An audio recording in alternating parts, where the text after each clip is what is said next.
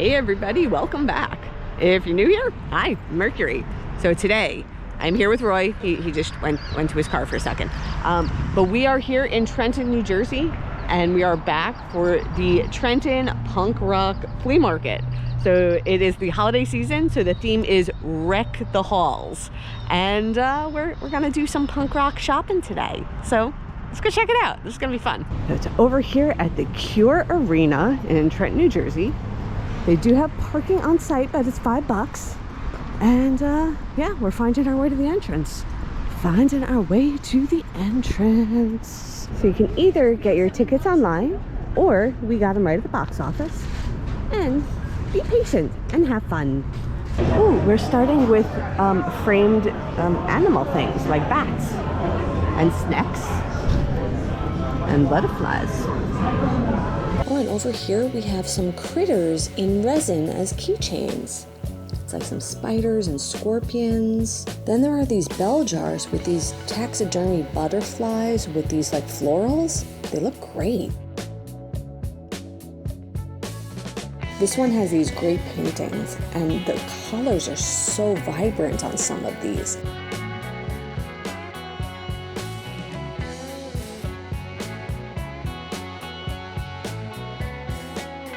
This style of shirt is super popular here. It's flannels with these full-size back patches, and they have all these different media references. So whether it was Hocus Pocus or Michael Myers or any type of like horror or music genre, there were a lot of different options for these. I absolutely loved these skeleton earrings. They were so delicate, almost like a filigree.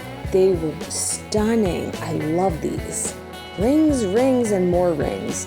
I was in search of a pinky ring today, but I'm striking out. But lots of rings. They also have comedic Christmas towels.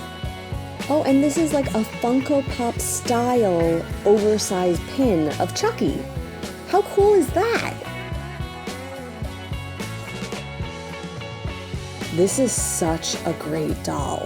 So this is like the King Kong, and it even had the gorilla hand in there, but it was Barbie. And of course they have the Squishmallows, because everybody's got Squishmallows these days.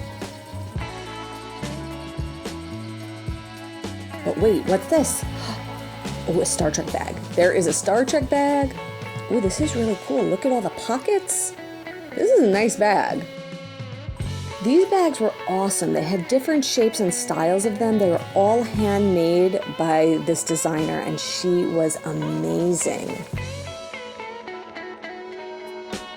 There is so much cool stuff in here. It's actually kind of overwhelming. I've been seeing like shirts and jewelry and handmade bags, and oh my gosh, there's a lot. I'm just trying to do a once around and trying to take it all in, but there is a lot of cool stuff in here. This jewelry over here was so unique. These were made from parts from animals, so like vertebrae, teeth, things like that. There was even a little vial, and this had snake skin in it. So interesting and unique. There were so many jewelry vendors, and it was really hard to narrow anything down because everything was unique and creative. Truly amazing. And this vendor is called Sugar Knuckles, and such interesting things. The vendor right next to them sold these candles, and I thought these were so whimsical and fun. They almost look like ice cream or whipped cream, and they're delightful. They're made to look like sort of like fancy beverages, but they're not. These are all candles.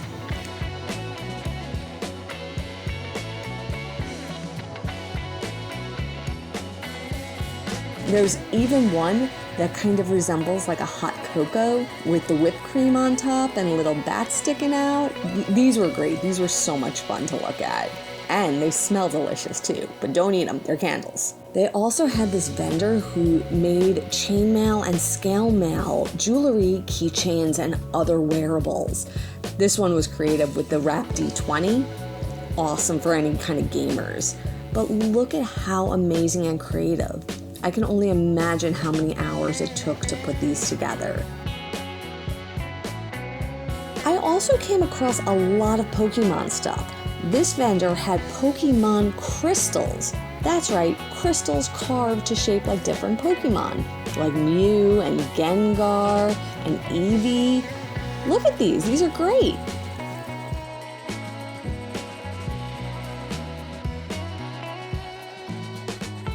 They even had this UV sensitive dragon skull that was carved.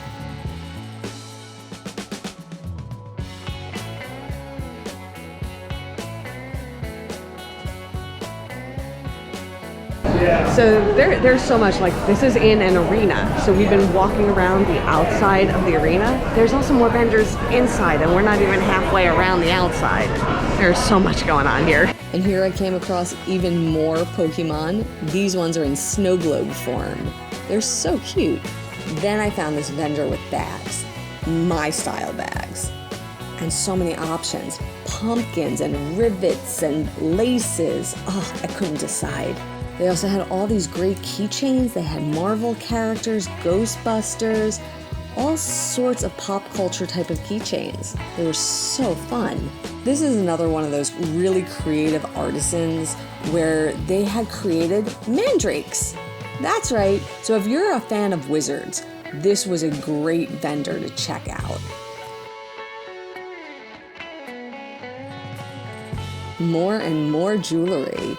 This one had bats and guillotines, and it also had different pop culture horror icons, but this one I love, the hearts, the anatomical hearts. Again, these type of shirts with the back patches, super popular.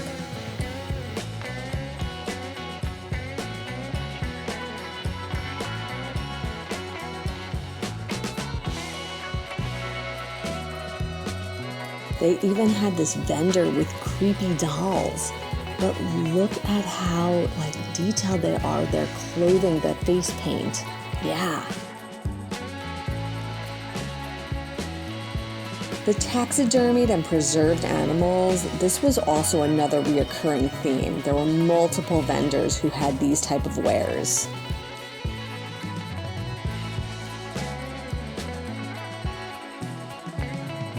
I found these great little pieces of art. They had different designs and different organs like hearts and intestines. They were done in such a unique way that they're peculiar but not off-putting at all. In fact, they're kind of delightful if you ask me.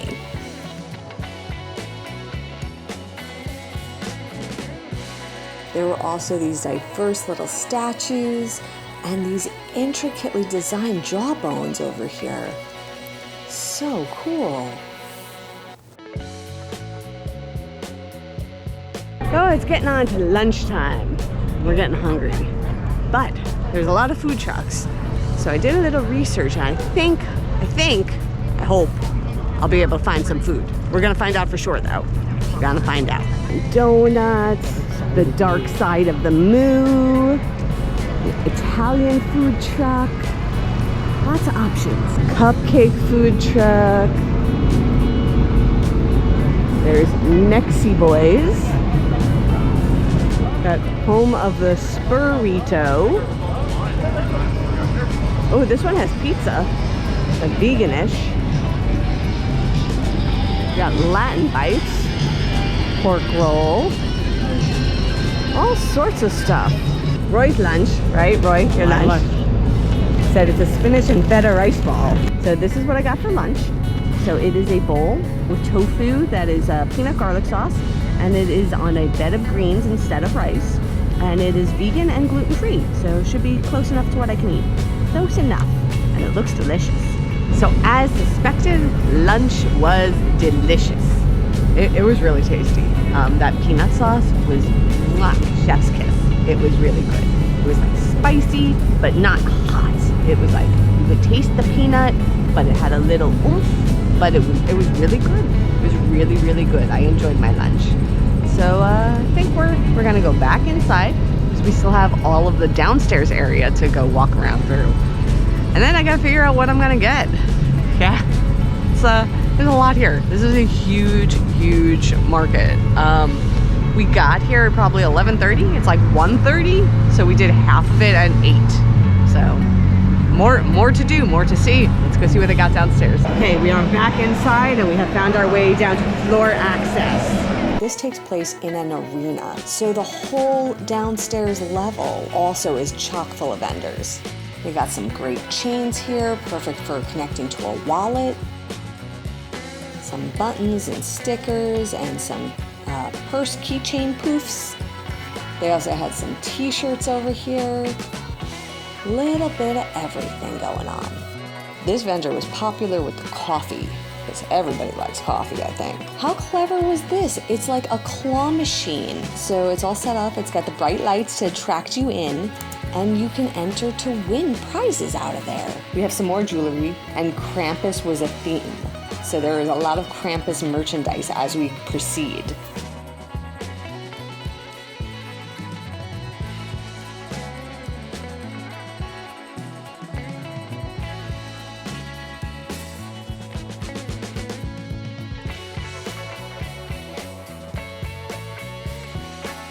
Here's another vendor that had a lot of different types of stickers available.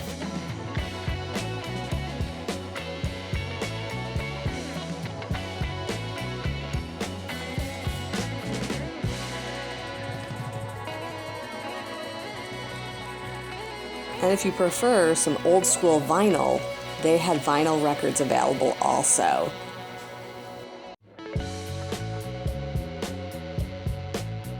This is a shame. This should never be. Rocky Horror should never be orphaned in a bin like this. There were a lot of crochet or knit items, including these rats and eyeballs, but they had some clever things that were there. These puppets were also quite adorable. They also came with accessories, and you can have add-ons to the puppet. These were great. There were also a number of food vendors, including this bread shop. There were also cookies and other types of noms to be had. Also, different types of collectibles and action figures were available.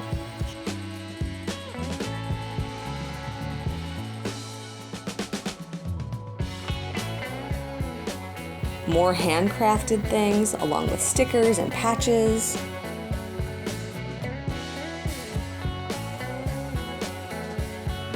Also, more taxidermy and animal parts as well.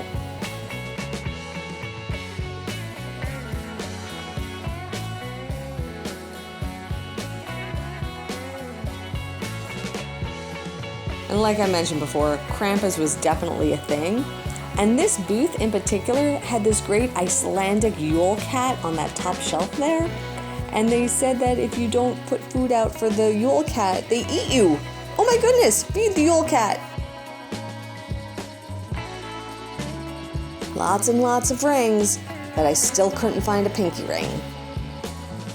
More with the snacks, we found this fudge vendor. And of course, Roy had to get some. He couldn't go home empty-handed.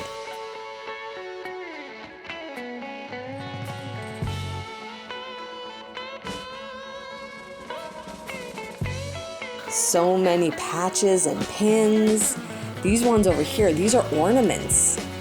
These are great. There's so much cool, funky stuff between all the music and the horror movies and all of the pop culture references. Like even this, look, that's Maleficent. That's a little Maleficent statue with the button eyes.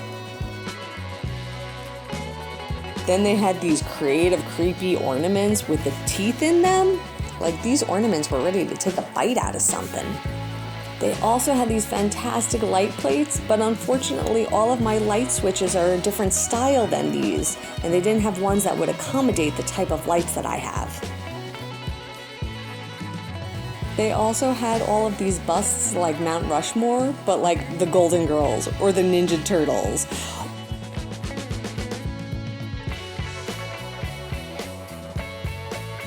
Or the horror icons, or the Universal monsters. We got Dracula and Frankenstein in that one. We also have Star Wars and Star Trek on this bottom shelf. These purses were incredible. This one with the bat wings that kind of wrap around, and it was leather. It was so nice. And this was like a very useful looking bag that had a lot of style with all these rivets and pouches. I thought this was great. This one was really my style. And believe it or not, these are coasters. That's right, these are coasters. They're not video games. These are coasters. Then this Catfight coffee, so popular. They had a huge line, and they also have licensing agreements, so they had things like the Misfits, and previously I've even seen Alice Cooper on their coffee. So downstairs there was a whole bunch of different vendors. It was like all variety of things, but there were a lot more artists down there. So it was a little bit harder for me to film because I wanted to be respectful of their art, and so I tend to not film like handmade creative things just because it's respectful not to. So I tend not to, and I'll describe it when they stand out. But they did have a lot of amazing art. Some of it was horror characters or sci-fi characters or rock musicians and things like that. There were other that were original characters, comic books, art. There were authors down there. There were a few celebrities down there. So like a lot of really cool stuff. And then, just upstairs, all sorts of things. It's like a kind of hodgepodge of themes of stuff that you can get. There's like some taxidermy stuff and bones and butterflies and bats and things like that. There's, purses and handmade things. There's so much jewelry. Besides the jewelry, there's also a lot of clothing, flannels, things along those lines, patches, pins. There really is a bit of everything. There's also different food items, homemade cookies, hot sauces. There's a lot of candle vendors and soap vendors, just so much going on. There really, even though it's called the punk rock flea market, there really is a little something for everybody. It is heavy in things that overlap with goth, punk, rock and roll, horror kind of, cultures and genres, but there really is a little bit of something for here, there, and everywhere. So I'm gonna go home. When I get home, I will show you my goodies that I picked up here, and I'll see you then. So I'm back home, and I figured I would show you the things I got. I didn't get a ton of stuff. I could have easily gone on a shopping spree there, but that was, I set a budget. I was very controlled and calculated in the things I got. I did get some business cards from some of the tables I really like. So maybe in the future, as I save a little bit, I can get, some of the other things that I enjoyed. But I did come home with a few things. I did. So the first thing I got was a patch, which will go on my jacket. And this one, it says, "People over profit." I think that kind of says it all. People over profit. Yes.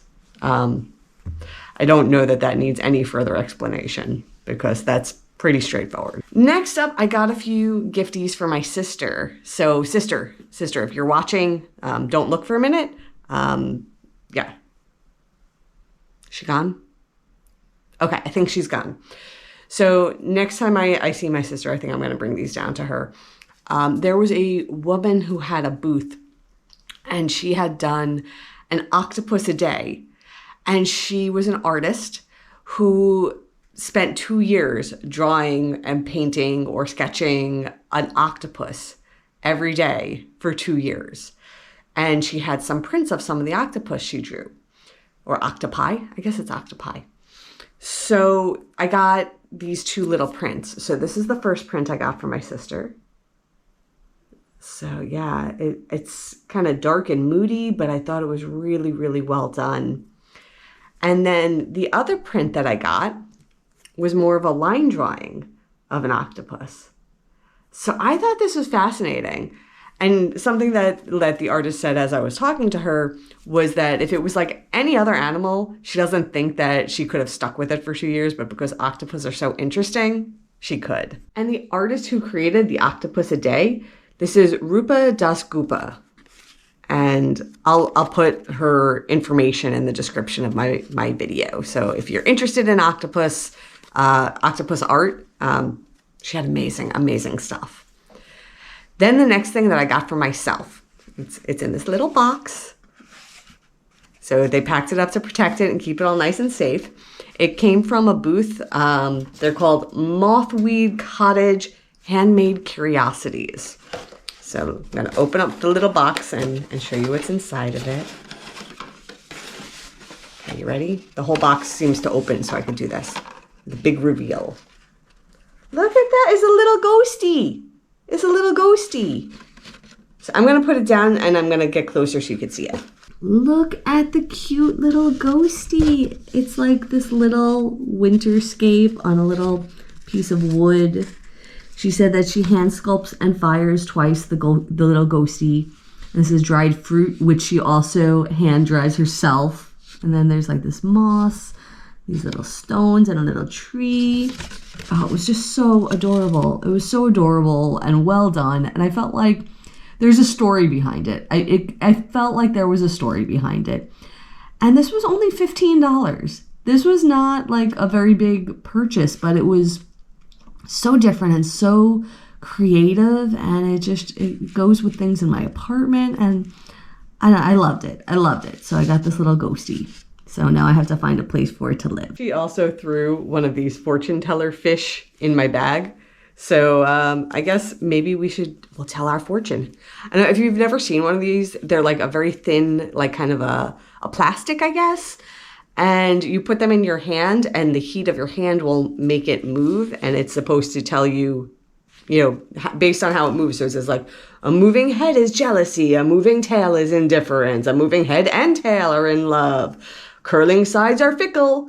Turning over is false. And motionless is a dead one, and curls up entirely is passionate. So let's tell my fortune with the little fish. The little fish is in this pouch. I'm gonna pull this fish out of here. Okay. And then, are these instructions on the fish? It has some printing on it. I can't read it. My eyes are not that good. Okay, I'm not sure what it says. So I'm just going to put this fish in my hand and we'll see what the fish does. Oh, it curled up. Okay, so do we say that's curled up entirely? Because if it is, according to this, I am passionate for curls up entirely. But turns over, which it's sort of doing, it's turning over, could be false. So I don't know what this means. Do we try this again and see if we get a different result? Like, what happens if I do it this way, like the other upside down way? Now it's not doing anything.